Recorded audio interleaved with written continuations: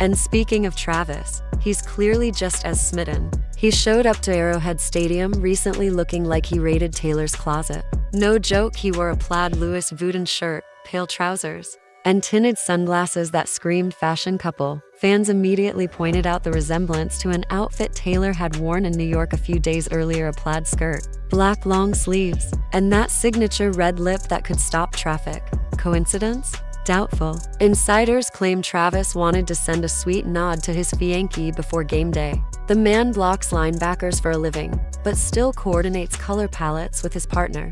That's commitment. Fans called it Taylorcore, and stylists everywhere probably shed happy tears. The couple's fashion sync-ups have become their own form of public love language, subtle but perfectly coordinated. But if you think Taylor's letting her relationship take over her entire world, think again.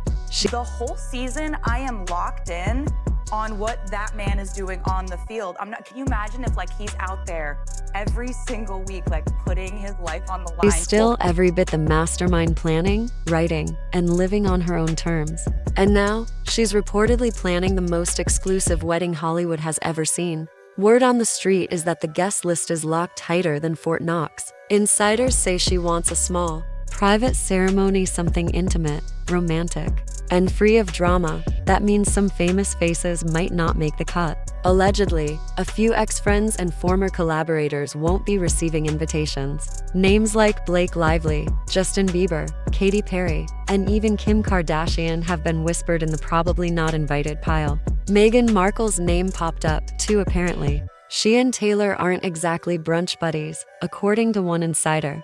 The rule for invites is simple. If you'd bring a casserole to a potluck, you're in. If you'd bring paparazzi, you're out. It's that straightforward. Taylor wants people who genuinely care about her and Travis, not those looking for a photo op or a viral moment. Confirmed inner circle guests include Selena Gomez, who's basically family at this point, along with Gigi Hadid, Cara Delevingne, Phoebe Waller-Bridge, and Margaret Qualley. Sabrina Carpenter might also sneak in if she's not too busy headlining her own shows. And of course, Brittany Mahomes, Jason, and Kylie Kelce are all expected to be front and center. The vibe Taylor's going for is warm, cozy, and deeply personal, more fairy lights and acoustic guitars than paparazzi flashes. After years of public heartbreaks, feuds, and overanalyzed lyrics, she's earned the right to have a moment that's truly her own. This wedding isn't going to be the Hollywood event of the year. It's going to be something sweeter, the Swift-Kelce Super Bowl of love. And knowing Taylor, it'll be full of little details and Easter eggs fans won't discover until years later. Because even when she's in love, she's still the queen of mystery. One thing's for sure, when the day finally comes, it won't just be a wedding. It'll be the most watched, most talked about love story pop culture has ever seen, written, directed, and soundtracked by Taylor Swift herself. Social media has exploded again with wild updates. Taylor Swift made headlines after turning Arrowhead Stadium into her own private party, showing up with basketball star Caitlin Clark to support Travis Kelce like it was an award show on the field. Meanwhile, Charli X stirred the pot with what fans believe was a sly jab during her SNL appearance, because calm never lasts long in pop culture. Amid all the noise, Taylor's entering her bold life of a showgirl era, opening up more than ever. But of course, the internet went crazy after she said Travis puts his life on the chat. Gap said, "It looks like Taylor Swift has done it again, somehow managing to turn an ordinary football game into a full-blown pop culture event." After spending weeks on a global promo tour for her new album, The Life of a Showgirl, she still found time to pop up in Kansas City as if she had a teleportation device hidden in her purse. The woman barely rests. One moment she's dazzling on magazine covers, and the next, she's at Arrowhead Stadium, cheering for Travis Kelce like it's the Grammys on the 50-yard line. This time, Taylor wasn't alone. She arrived with none other than basketball sensation Caitlin Clark, because, of course, when Taylor shows up, she brings other champions with her. The two were spotted laughing, chatting, and even hugging. Travis's dad, Ed Kelce, like they'd known each other for years. It gave the vibe of a casual family gathering more than a high-profile game day. What really caught fans off guard, though, was how stealthily Taylor managed to arrive. Nobody saw her enter. No cameras caught her walking in. It was as if she just appeared out of thin air, Batman in heels. Insiders later revealed that Taylor has been moving in silence ever since a stalker incident earlier this year, which explains the secrecy. She's been extra cautious, keeping her entrances low-key and exits quieter than ever. But once she got inside that luxury box, there was no hiding. Fans spotted her laughing, clapping, and flashing a shiny engagement ring that sent social media detectives into overdrive. Within minutes, screenshots and zoomed-in photos were circulating online, with Swifties breaking down every sparkle like they were working for CSI Kansas City. On the field, Travis Kelce seemed to feed off the energy. Whether it was adrenaline or Taylor's cheering, he was on fire.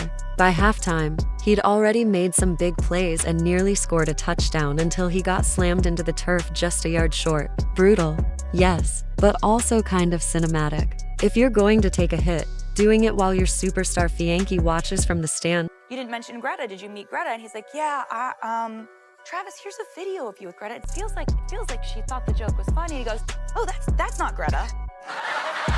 This probably makes it hurt a little less, while Taylor was lighting up the game. Another storm was brewing elsewhere in pop culture. Charli X, known for her bold personality and cryptic statements, made a surprise appearance on Saturday Night Live. She wore a black miniskirt, dark sunglasses, and this is where things got interesting: a Max's Kansas City t-shirt. Fans immediately lost it. Kansas City, as in Travis Kelce's team, as in Taylor Swift's man. Coincidence? Swifties didn't think so. Theories spread across. The whole season, I am locked in on what that man is doing on the field. Can you imagine if he's out there every single week, putting his life on the line? Jay-Z has always been very good to me. Yes. Our teams are really close. They sometimes will call and say, how does she feel about, Yeah. And that's not an official offer or an official or a conference room conversation. Just a feeling, our teams are really close. How does she feel about it in general? And we're always able to tell him the truth, which is that I am in love with a guy who does that sport on that actual field. That is violent chess. That is gladiators without swords. That is dangerous. Social media faster than wildfire. Some people thought Charli was subtly shading Taylor, using the Kansas City reference as a dig. Others believed it was an innocent wardrobe choice. But let's be honest, this is pop music, and nobody wears something on national television by accident. The online detectives were convinced it was intentional. Adding fuel to an already fiery fandom rivalry. It didn't help that. Taylor's song Actually Romantic from the Life of a Showgirl had a lyric about a boring Barbie, which many fans thought was aimed directly at Charli. Of course, Charli's song Sympathy is a knife had already raised eyebrows for possibly taking jabs at Taylor. The two artists never name names, but everyone knows when shade is being thrown.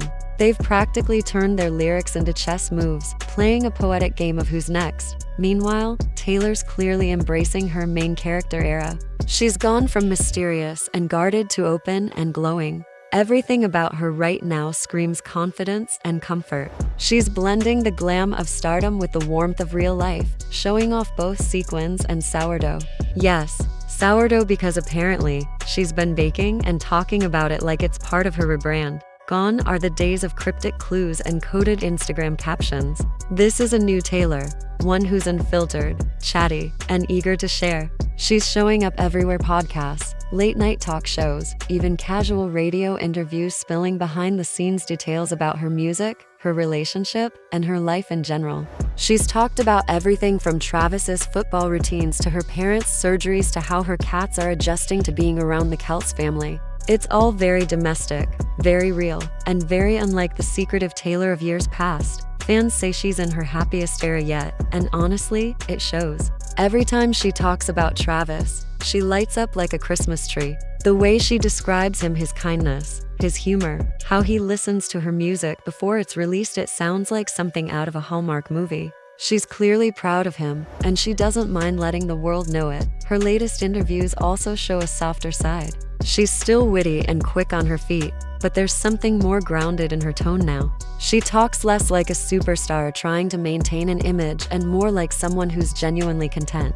Maybe it's love, Maybe it's maturity, or maybe it's just that she finally feels safe enough to be herself publicly. As for the life of a showgirl, the album itself reflects that same openness. It's her most vulnerable work yet, filled with lyrics about fame, love, exhaustion, and rediscovering joy. The title once sounded like pure spectacle, but it's really about the person behind the spotlight, the one who laughs, cries, and tries to find balance while living in a world that never stops watching. In the end, whether she's sneaking into stadiums unnoticed or giving heartfelt interviews, Taylor Swift continues to prove she's more than just a pop star. She's a cultural event all by herself. She moves through life like a